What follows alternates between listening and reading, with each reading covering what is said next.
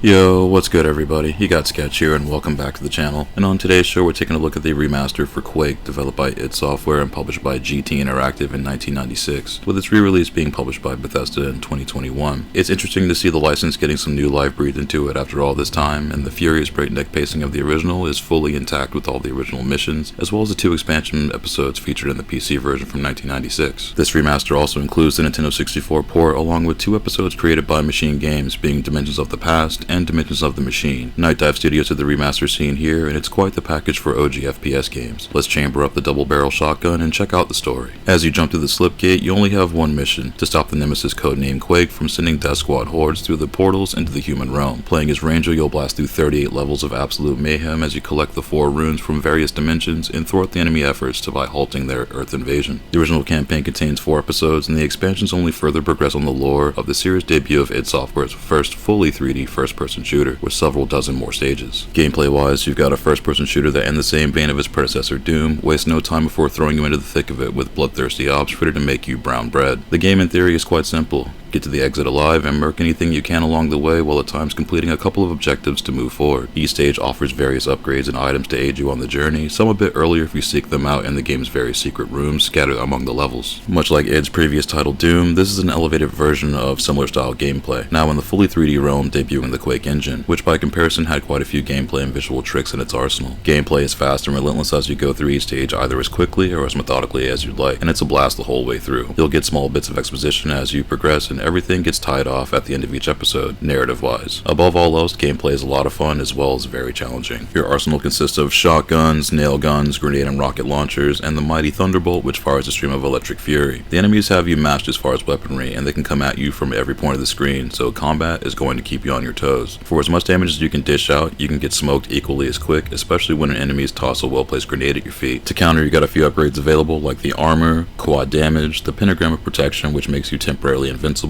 ring of shadows making you invisible, and the trusty biosuit, which lets you wade through the toxic muck while taking no damage until it runs out. Each episode ends with a massive boss encounter, and these can be pretty tough until you piece together how to approach each battle. Just unloading everything you've got often isn't enough, and these sections work sort of like a puzzle. The first boss seems invulnerable to even your highest damage weapons, but skating around the arena will reveal 2 switches that, once activated, shock the boss, driving it back into the lava pit it spawned from, raining the jibs of all that level's enemies in a sea of limbs and viscera. Later encounters feature similar mechanics, and with all the missions on offer, you've got plenty to run through. Graphics-wise, this is also pretty sick, and the remaster kicks it up quite a few notches. With the debut of the Quake engine in 1996, this was certainly a looker for the time, and with the remaster, it retains the feel of the original and adds a new coat of paint on already solid graphics. The original stages all look great here, with its gothic and at times Lovecraftian themed stages, along with a healthy dose of the occult-style imagery throughout each stage. The Quake engine makes its first appearance here, and it's very different from previous titles in looks and functionality. The engine specialized in reducing 3D complexity in order to maximize CPU speeds, using 3D light sources and light mapping, as well as being one of the first engines to support 3D hardware acceleration. This was definitely a visual and mechanical jump for the time, and it looks pretty good still. Stage designs are all pretty varied, with corridor and more open arena-style stages as you traverse each dimension. The scenery is all pretty interesting, from the volcanic caverns to the dimensional substations. The Machine Games expansions in particular have a Quake 2 vibe to them. The visual settings added in the remaster, like adjustable field of view, increased frame rate, and a few visual filters, allow for some pretty eye-popping visual tweaks. Enemy designs here are also pretty dope, with an assortment of baddies to body. The basic grunt shouldn't be too much trouble to start, but the further in you get, enemies start throwing some heavy attacks at you. The knights and the grenade launcher enemies can make short work of you, and enough ghosts on screen can smoke you with the quickness. You'll see a variety of enemy types, large and small, with a sharp attention to detail. The 3D render scene here also look very good, and with 4K capability and 120 FPS frame rate, makes blasting your foes literally silky smooth.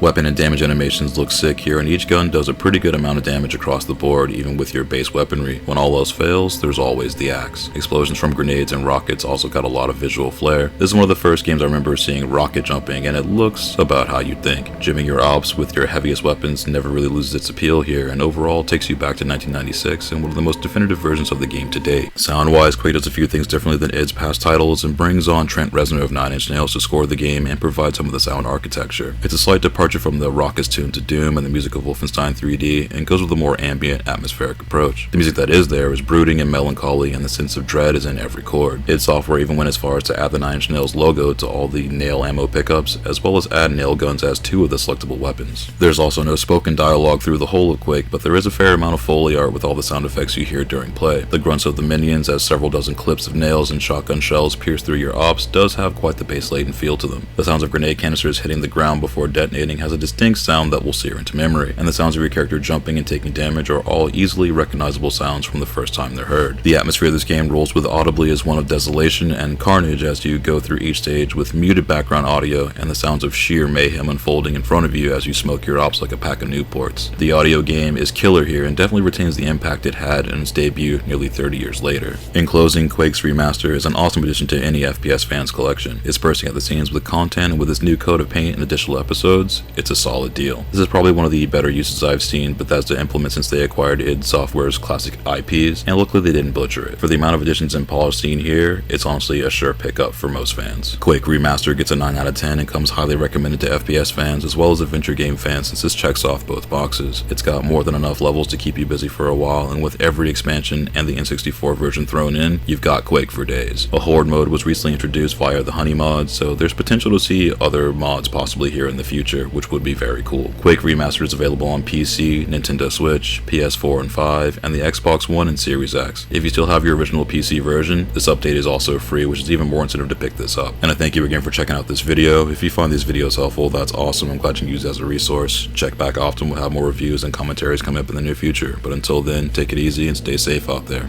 I'll see you on the next one.